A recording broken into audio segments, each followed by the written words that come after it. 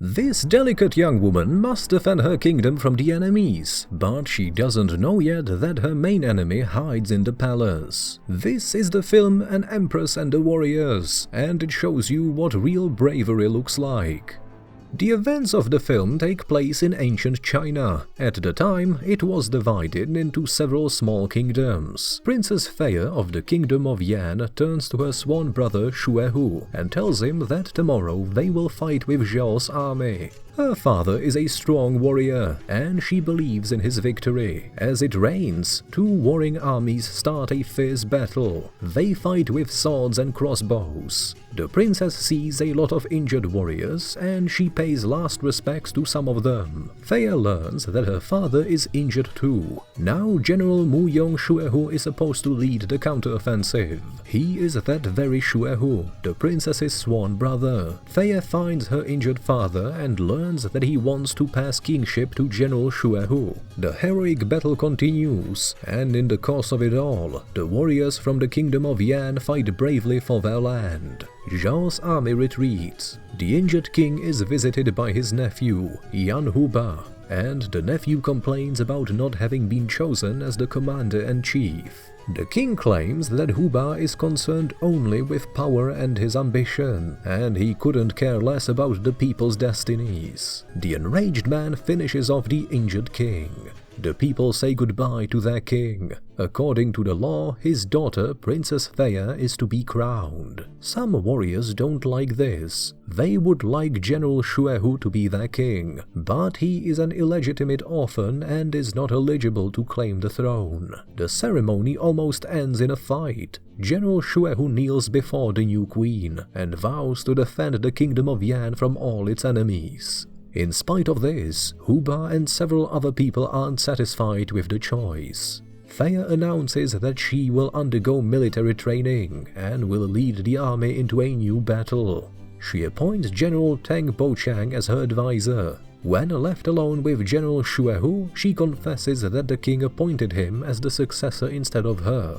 The man responds, saying that Feiya is capable of becoming a good ruler, and he will be helping her in every matter. The military training begins. Feiya has to fight on a floating log, and she succeeds. But at one point, she does fall into the pond. The next challenge is a horse battle. Alas, the princess loses again.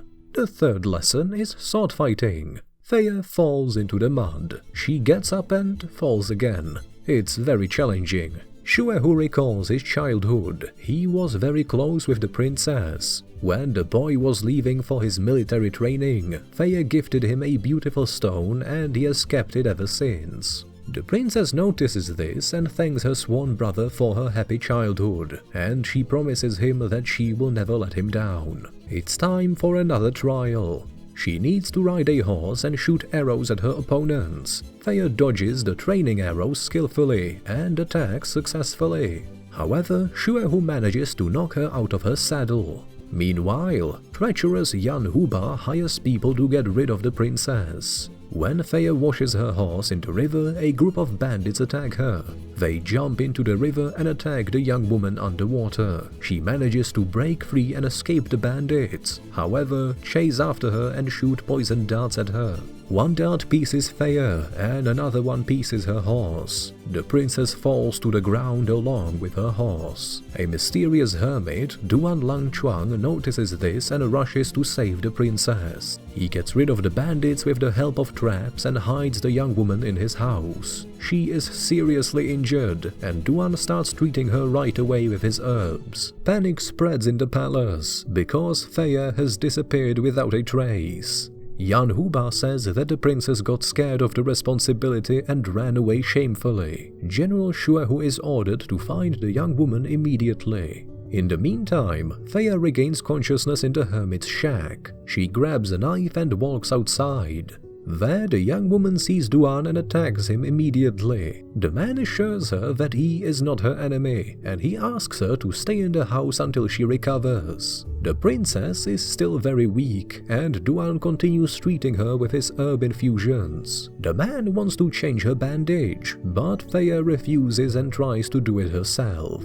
However, she fails to do it and she asks Duan to help her. On the next day, the man gives the princess a stick that she can use to change her bandages. He shows the young woman a huge beehive, and he says that there is curative honey in it. Thayer tries to extract the sweet treat from the hive. However, the bees attack her immediately. She is forced to flee for safety. Our bandaged heroes are dining, and Duan admits that he became a hermit because he got fed up with the constant wars. At the same time, they start developing romantic feelings for each other. General Shuehu finds the poison dart in the forest. In the palace, discussions begin about the need to have a new ruler for the kingdom of Yan. Duan and Thayer sue a giant hot air balloon. The thing is, the man dreams passionately about flying in the sky like a bird. And dreams should be realized, shouldn't they? Duan and Thayer go up a small observation deck and enjoy the incredible view. The princess understands that she has to make a choice. It's either living with her beloved man or fulfilling her duty to the kingdom. Thayer can't fall asleep. She says goodbye to the home where she felt happy for the first time. She looks at the sleeping Duan in sadness and lies next to him. In the morning, the young woman gets up her horse and starts going back.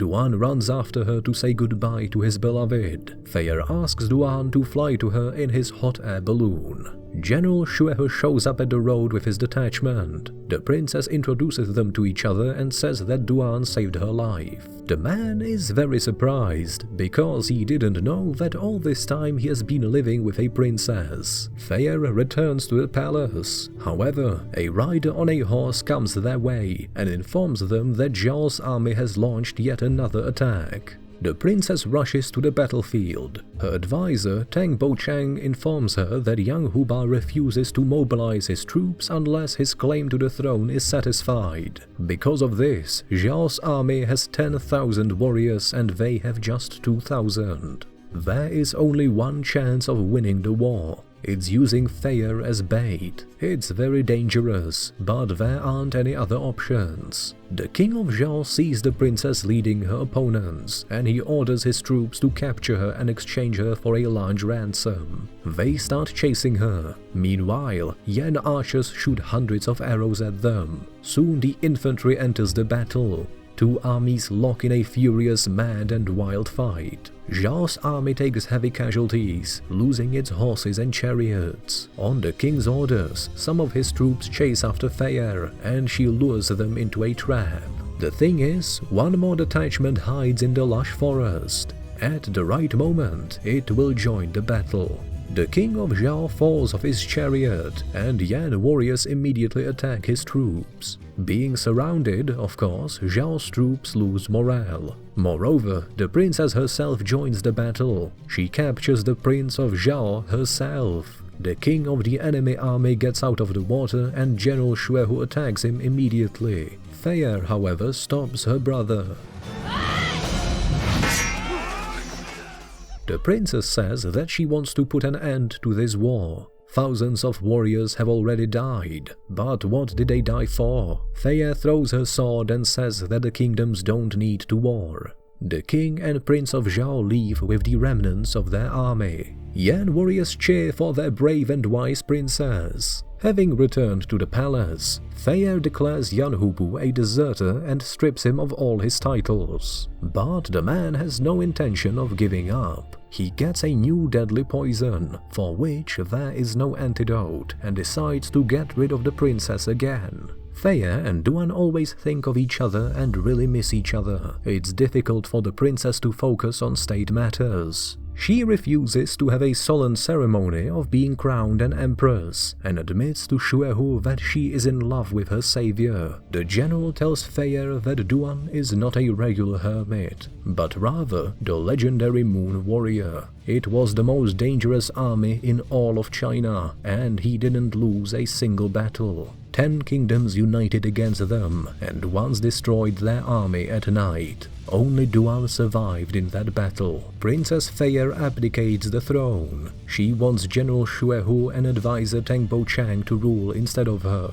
The young woman leaves the palace on her horse. Shuehu stops her and asks her to change her mind. We can see that the general is also madly in love with her. But you can't command the heart, and Feia rushes to her beloved one. She hurries across fields and forests, while the unsuspecting Duan tries to lift his hot air balloon into the sky. The man succeeds and the balloon gradually gains altitude. Feia shows up near it, and Duan throws down a rope. The young woman gets up and gets embraced by her beloved one. Together, they fly in the sky and enjoy the incredible beauty of the scenery around them. This is when they confess their feelings for each other. In the evening, the hot air balloon descends. Feia and Duan hide from the rain and spend their first night together. At this time, General Shuehu is informed that Yan Huba has left the city along with his troops. Seems like he wants to organize a civil war. Shuehu rushes to the forest and finds the sword that used to belong to a moon warrior. Soon he encounters Duan on the river bank. He throws him that very sword and challenges him to a duel for Princess Feia.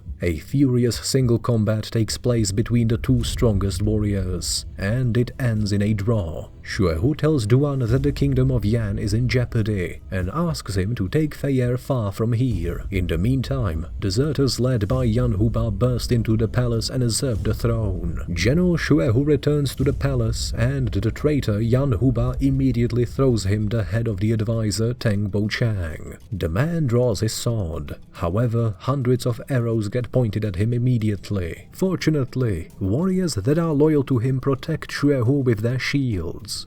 General Shuehu orders them to retreat. He manages to leave the palace, but his troops have to sacrifice themselves for their leader in order to escape and save himself. Yan Huba sends his bandits to eliminate Princess Feia and Duan. The hermit's house comes under attack. Our heroes, however, don't intend to give up so easily, and they manage to get rid of almost all their enemies with different traps and weapons. No wonder, because this is the best warrior and the most courageous princess in China. Alas, at one point, Duan gets distracted while saving Feia, and the two poisonous darts pierce his body. In spite of the injury, he rescues his beloved and asks her to return to the palace. Duan, however, doesn't tell her that there is no antidote to this poison. In the field, General Shuehu finds one more detachment loyal to him. He asks his people to leave this place, but they cry, saying they have nowhere to go. Shuehu comes to Yan Huba fearlessly and challenges him to a duel. He is ready to fight with the entire army of traitors, and he defeats over 10 of his best warriors effortlessly. But even such a cool warrior as General Shuehu can't defeat such a large army. The man decides to die with dignity in battle, just as a hero is supposed to do. But he intends to take along with him to the grave as many enemies as possible. Yan Huba shoots Shuehu with an arrow to injure him, but even this can't stop the furious general. He continues fighting until the enemies start piercing him with spears. Even then, Shuehu is ready to fight on. He tears his clothes off himself and intimidates the opponents with a mad look. Princess Feia enters the battlefield. She sees injured Shuehu and promises Yan Huba to take revenge for her sworn brother. The general gives the princess his sword, and she challenges the deserter to a duel. This is a very dangerous and merciless fight, and only one of them will survive it.